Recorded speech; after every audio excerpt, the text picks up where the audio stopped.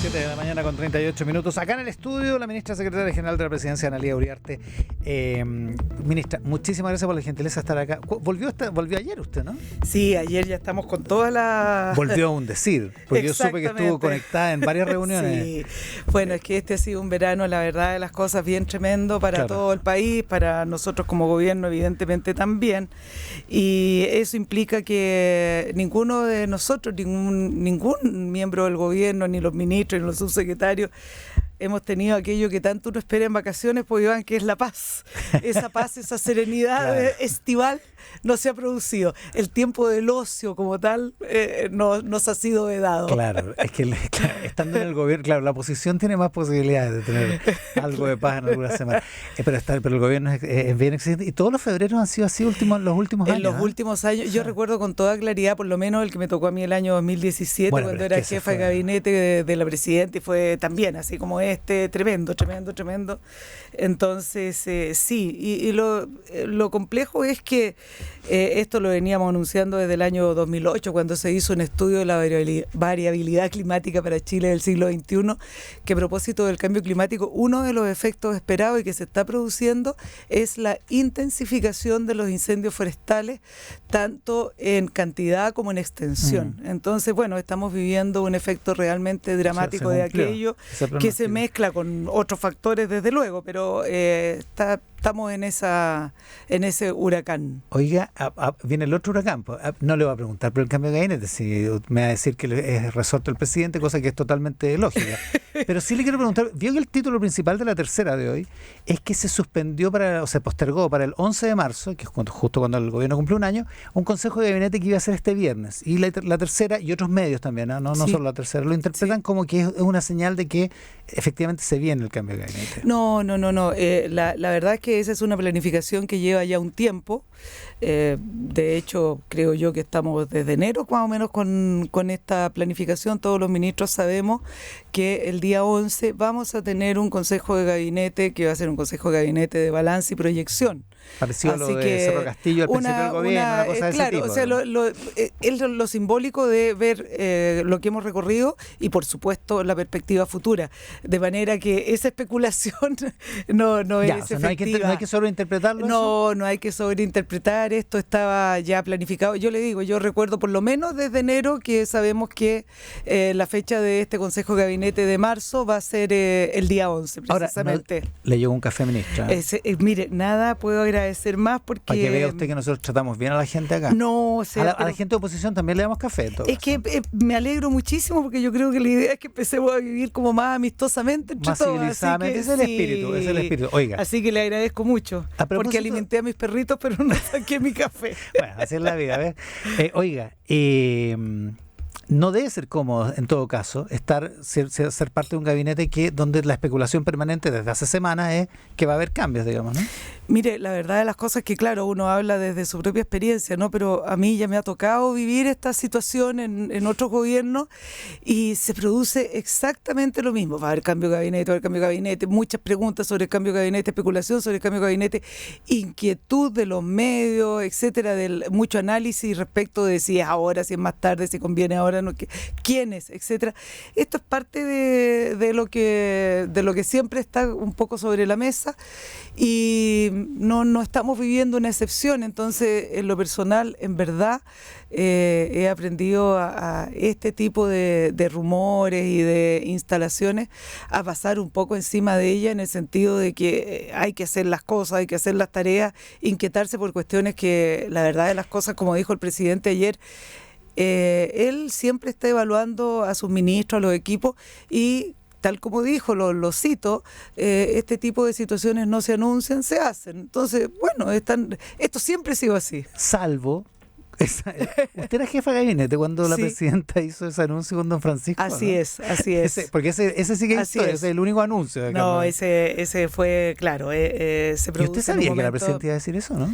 Ya que podemos hacer historia, digamos. Bueno, la verdad de las cosas es que debo confesarle que sí, en el sentido de que ella partió al canal como a las 8:30 de la noche de ese día. Yo me quedé en La Moneda y bueno, sabía que venía eso, pero en ese momento, o sea, no lo supe a las 5 de la tarde ni a las 6, lo supe cuando a las 8, se venía para acá, a las 8:29, 20:29 para ser exacto. Vaya, oiga, ya, pero déjeme devolverme al asunto, porque la presidenta del Partido Socialista, que es su partido, sí, dijo ayer, Paulina Bodanovich, dijo ayer que bueno, que también estaba bien bueno a terminar con la incertidumbre, porque nadie puede trabajar ni vivir en la incertidumbre, y que los seremis tienen que volver en marzo mañana con todo, y que en fin, que esta cosa hay que solucionarla luego, digamos. Bueno, respeto profundamente y además le tengo un cariño entrañable a la presidenta del Partido Socialista, Paulina Bodanovich, es mi amiga, pero esa es su opinión, su apreciación respecto de algo en lo cual nadie en este país tiene la manija, porque solamente la tiene una persona, que es el presidente. De manera que yo creo que hay que tener un poco de calma y de templanza respecto a que no hay que acelerar procesos que no se van a acelerar porque se digan. El presidente va a tomar la decisión cuando él estime que es el momento. Y hay personas que estiman que no es momento de cambio de gabinete, otras que creen que es momento de gabinete, hay personas que creen que son y los otros. O sea, aquí hay opiniones para dar y repartir. Pero el presidente está en lo suyo, que es gobernar, y ya hará lo que tenga que hacer si es que lo decide. No Ahora, lo sé. Como sea, con cambio de gabinete o no, lo que sigue adelante, lo planteaba la ministra del Interior el otro día en una entrevista en el Mercurio, es el plan de reformas del gobierno y las reformas que ya están ingresadas en el Congreso. Y frente a eso parece haber alguna dificultad en la oposición. El que va a asumir como el nuevo jefe de bancada de la UDI, Guillermo Ramírez, en la Cámara de Diputados, el diputado dice, hoy día en una entrevista de Eduardo Monroy en el Mercurio, le preguntan por las reformas, dice, las dos reformas que usted menciona, se refiere a la tributaria y a la previsional, no pueden ser más malas. La reforma del ex ministro Arenas terminó con los 30 años de prosperidad económica en Chile. La reforma del ministro Marcel, se refiere a la tributaria, es peor, porque pretende recaudar más y con instrumentos más torpes. Si no hay cambios, no solo la votaremos en contra, sino que además el ministro Marcel pulverizará su prestigio. Mire, la verdad es que en primer término debo decirle que en lo personal tengo un aprecio y una muy buena valoración de lo que es la tarea como diputado y la tarea política del diputado Guillermo Ramírez. Y esta voz tan destemplada es primera vez que se la escucho. Nunca lo he escuchado en estos términos. Me parece que es una beligerancia extrema, en el sentido de que primero hace afirmaciones totalmente catastrofistas respecto de la anterior reforma tributaria, la que se hizo en el segundo gobierno de la presidenta Bachelet. No es efectivo lo que señala, y por lo demás, más pareciera que hay como de leer lo que usted acaba de señalar, que el ministro Marcel, que es un lujo de ministro, reconocido nacional e internacionalmente e incuestionado en sus capacidades técnicas, pareciera que hay más una intencionalidad política de atacar a un ministro de lujo que tiene el gobierno más que a una cuestión concreta. Además está disparando al voleo. O sea, en verdad dice, no puede ser más mala, pero a ver, digamos de qué estamos hablando. Porque que él no entienda la justicia tributaria como la entendemos nosotros, en el sentido de que los que tienen más tienen que pagar más, y que en nuestro país, para poder sostener el equilibrio fiscal, necesitamos recursos permanentes para poder financiar gastos permanentes y asegurar en consecuencia la responsabilidad para este gobierno y para los que vengan. Bueno, ese es otro problema, lo discutiremos a nivel conceptual, ideológico incluso, pero eso creo que no habilita para hacer una declaración tan incendiaria, e incluso hablar de pulverizar el prestigio del ministro. El ministro es, quiero insistir nuevamente, el ministro Marcel es un ministro de lujo, reconocido por todo el mundo. Es muy extraña esta declaración del diputado Ramírez, donde creo que exacerba un tono de beligerancia que ojalá no sea el que prime en la relación en el Congreso, porque hasta ahora hemos tenido una convivencia buena, por supuesto con discrepancias, desde luego. Nosotros estamos muy lejos de creer que el país es un monocorde y que tiene un solo color, muy por el contrario, pero esto es un tono que no conocíamos. Me preocupa. Se lo pregunto desde la perspectiva de que ayer acá en este mismo horario entrevistamos al presidente de la UDI, Javier Macaya, que le preguntamos precisamente por la frase de la ministra del Interior de que las reformas hay que aprobarlas porque, y él dice, sí, efectivamente estoy de acuerdo, que si no se aprueba hay un espacio para el populismo, pero no vamos a aprobar estas reformas así como están porque las encontramos malas, digamos, o sea, porque somos la mitad del Congreso y somos la mitad en el Senado y vamos a hacer operar esa mayoría también con un tono muy contra las reformas. ¿Está cambiando el tono de la oposición, cree usted? Bueno, el del tono de Guillermo Ramírez no me cabe ninguna duda porque lo estoy leyendo en términos que son descalificatorios incluso respecto de el ministro Marcel en cuanto a su prestigio, a sus capacidades, a sus condiciones técnicas y eso considero que va más allá de lo necesario en términos de la discusión política. Lo que dice el senador Macaya, nosotros por supuesto que estamos al tanto de que ellos cuando conocieron la reforma tributaria y la reforma previsional, manifestaron que tenían reparos y objeciones respecto de este punto, del otro, etcétera. Pero, por ejemplo, la reforma tributaria que se vota en la Cámara de Diputados la próxima semana en sala, con lo cual termina el primer trámite constitucional, terminamos la Cámara de Diputados y nos vamos al Senado con la reforma tributaria, es una reforma que ha tenido 3 paquetes de indicaciones. Es decir, nosotros como gobierno hemos asumido cambios en ese proyecto precisamente en el ánimo de encontrarnos con la oposición en un proyecto que sea aquel que viabilice lo que nos interesa. O sea, el gobierno está enamorado de su proyecto original, digamos. Nosotros estamos súper enamorados de la posibilidad de hacer una mayor recaudación fiscal para poder financiar mayores gastos, por ejemplo, mayores y mejores pensiones. De eso estamos profundamente enamorados y para cumplir ese enamoramiento, por supuesto que estamos disponibles a conversar y por eso que tenemos 3 paquetes de indicaciones, Iván, 3. O sea, no hemos sido rígidos, no hemos sido inflexibles, lejos de eso ha habido diálogo, ha habido encuentro y en la reforma previsional lo puede decir y creo que ayer lo decía en un medio, no recuerdo cuál, el presidente de la Comisión de Trabajo de la Cámara, Alberto Undurraga, que en cuanto a la reforma previsional, todo aquello que ha preocupado tanto a la derecha y en términos que alcanzan lo ideológico, digamos, está contenido en la reforma de pensiones que nosotros presentamos. La propiedad de los fondos de pensiones, la heredabilidad de los fondos de pensiones, el que exista gestores de inversiones privados está considerado. Solamente se crea un inversor público respecto del cual la gente puede escoger si quiere el público o el privado. Es decir, la provisión mixta, por decirlo así, público-privado de bienes públicos está sobre la mesa. Creo que en verdad el hacer el punto político lo entiendo porque la oposición tiene que cumplir su rol, entendemos que puede no ser 100% del gusto de ellos ambas reformas, la tributaria y la previsional, pero con la misma fuerza quiero decirle a usted y a todos quienes nos escuchan que hemos estado disponibles a hacer ajustes, a hacer consideraciones para acoger algunas de estas aprehensiones, de estas observaciones. Entonces creo que no se justifica que lleguemos al punto de la beligerancia, no es el ánimo con que vuelvo al Congreso a trabajar, que es mi lugar habitual de desempeño, todo lo contrario. ¿Esto anticipa el tono de la oposición? Espero que no. Espero que no, sobre todo no el del senador Macaya, porque me parece que lo que él hace es cumplir su rol dentro de la oposición. Pero el tono del diputado Ramírez, que respecto de quien, insisto, tengo una gran opinión, creo que es un hombre serio, creo que es una persona reflexiva, etcétera. Me preocupa esto de pulverizar. Yo no quisiera pulverizar nada. Yo, la verdad de las cosas es que tengo un ánimo súper constructivo y, por supuesto, de mucho diálogo y encuentro cívico. La oposición está preparando también una propuesta de reforma previsional distinta. La ministra Jara decía ayer o antes de ayer que ojalá no retrotraigamos la discusión, digamos.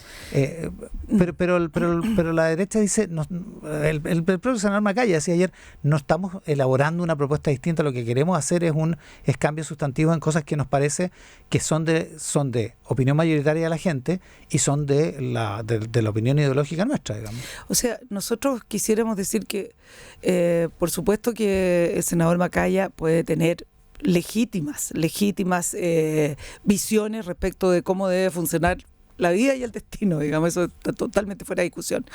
Pero la pregunta es, ¿dónde está aquello que estructuralmente molesta tanto a la oposición? Si se mantiene la cuenta individual, se mantiene la propiedad sobre los montos de pensiones y se mantiene algo que es esencial a lo que la gente quiere, no a lo que la UDI quiere, a lo que la gente quiere, que es la posibilidad de escoger, elegir. El ciudadano trabajador cotizante va a poder escoger entre un gestor de inversiones público o uno privado.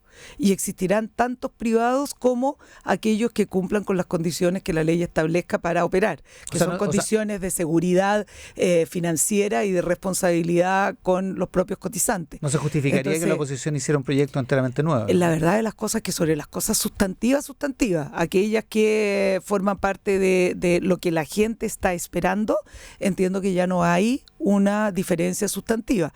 Por lo tanto, de cara a lo que el público, digamos, la ciudadanía está mirando, yo creo que hay que ser muy cuidadosos de no tratar de alargar, postergar o dificultar innecesariamente un proyecto, porque nosotros hemos sido extraordinariamente transparentes en la propuesta, en cómo se ha ido tramitando y seguiremos en esa línea. La gente nos está mirando. Entonces, entorpecer este nuevo intento por tener más y mejores pensiones, porque nosotros con los cálculos actuariales hemos demostrado que haciendo corrección de género, reconociendo, por ejemplo, en el caso de las mujeres cuidadoras, bonificar, por decirlo así, para que sea una palabra súper comprensible, esos tiempos de cuidadora, hacer desde luego los ajustes para mejores pensiones, no hay nadie que, creo yo, que legítimamente pueda oponerse a que los chilenos tengan mejores pensiones y que la tasa de reemplazo, es decir, lo que ganaban antes de jubilarse y lo que ganan en su primera pensión, se acorte, a diferencia de lo que sucede hoy día, que la gente no puede jubilar porque dice, ¿cómo voy a vivir si estoy ganando 800 o 900 mil pesos y voy a terminar sacando una pensión de 350 o 400?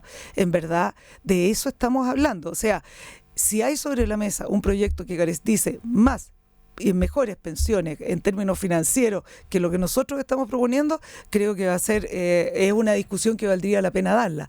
Pero eso no está sobre la mesa y nosotros sí tenemos los cálculos actuariales, lo hemos demostrado y estamos en condiciones de seguir conversando aquello. Estamos con la ministra secretaria general de la Presidencia, Analía Uriarte. Ministra, hay un problema con las ISAPRES. Quiero volver a sobre la entrevista del diputado Ramírez porque él plantea un tema.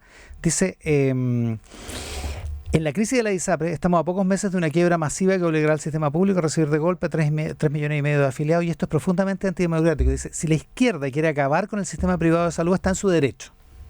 Pero para eso debe ganar el debate en el Congreso. No es lícito que impongan su visión por la vía de los hechos, forzando una quiebra.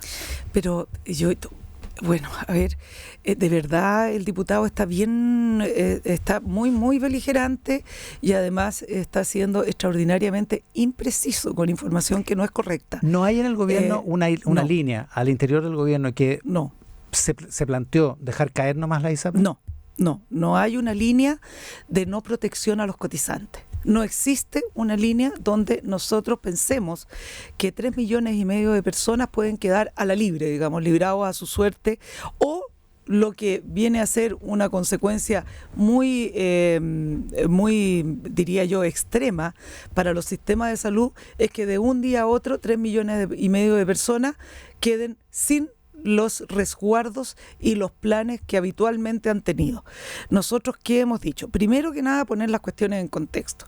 Estamos en una situación donde ¿quién ha dictado los fallos que han corregido la tabla de factores y que han corregido las distorsiones que se generaron en los años de operación de la ISAPRES? La Corte Suprema.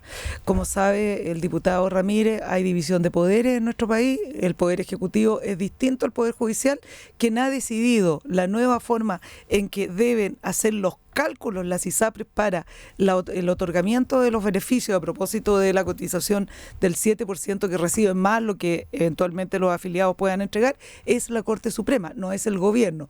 Por lo tanto, cuando habla de que la izquierda puede querer, yo soy una persona de izquierda y no estoy esperando que, utilizando las palabras del propio diputado, no estoy esperando que se pulverice ningún sistema, absolutamente ningún sistema. Lo que estoy esperando es que exista una mayor justicia en la distribución de la atención y el apoyo del Estado para las personas. Ahora bien, si hay personas que han estado adscritas a las ISAPRES instituciones de salud previsional, y hoy día esas ISAPRES tienen problemas de operación y riesgo, nosotros no vamos a mirar al techo como gobierno. Y el diputado probablemente sepa, y si no, se lo aprovechamos de contar ahora, la ministra Aguilera, la ministra de Salud, también una prestigiosísima profesional, incuestionada técnicamente en forma absoluta, ha estado en el verano trabajando con los diputados y senadores de las comisiones de salud de ambas cámaras, precisamente en la lógica de avanzar en una respuesta legislativa de ley corta, precisamente para ir en resguardo de ¿quién? De los cotizantes. O sea, ahora, no parece haber consenso en eso, ¿o sí? Yo creo que hay a estas alturas bastante consenso, no me atrevo a decir... Consenso sobre los fines, al menos, debe haber, o digamos, sea, los fines son sumamente claros. No es posible pensar que hayan 3 millones de personas que de un día a otro vayan a quedar en la calle porque hay un sistema completo que entra en quiebra o entra en crisis porque sostienen que no están en condiciones de enfrentar financieramente el cumplimiento del fallo en forma absoluta de un día a otro. Nosotros como gobierno vamos a estar al lado de esas 3 millones y medio de personas y por supuesto que de eso estamos conversando. Ahora lo que resulta totalmente sorprendente para mí es que el diputado traslade al gobierno la responsabilidad de lo que está ocurriendo en una situación que viene judicializándose respecto de las ISAPRES hace por lo menos 15 años. O sea, las ISAPRES hace 15 años... Hay un sistema político que no dio respuesta. Hace 15 años las personas vienen notificándonos de que no están conformes con los alzas de los planes, con las tablas de factores que se les aplican, con la injusticia que significa que las mujeres sean, comillas, como dijo incluso tristemente un ex superintendente de salud, sean, comillas, más caras dentro de las tablas de factores. De manera que ahí hay una historia que el diputado omite de un paraguaso y nos entrega la responsabilidad a nosotros que no hemos administrado ni medio día una ISAPRE, por lo menos no en mi caso, se los cuento al diputado. Ministra, oiga, le quiero plantear una última cosa, justo se nos está acabando el tiempo, pero la quiero poner en un tema político. El presidente de ayer defendió el derecho de la ex primera dama, o de Irina Caramanos, de hacer la interpretación política que ella quisiera. Tiene perfecto, por supuesto, tiene perfecto derecho a hacerlo respecto de los resultados del plebiscito. Pero muchos han criticado la visión que ella planteó en España, en términos de que la derrota del 4 de septiembre del gobierno y del oficialismo había sido por una campaña del terror.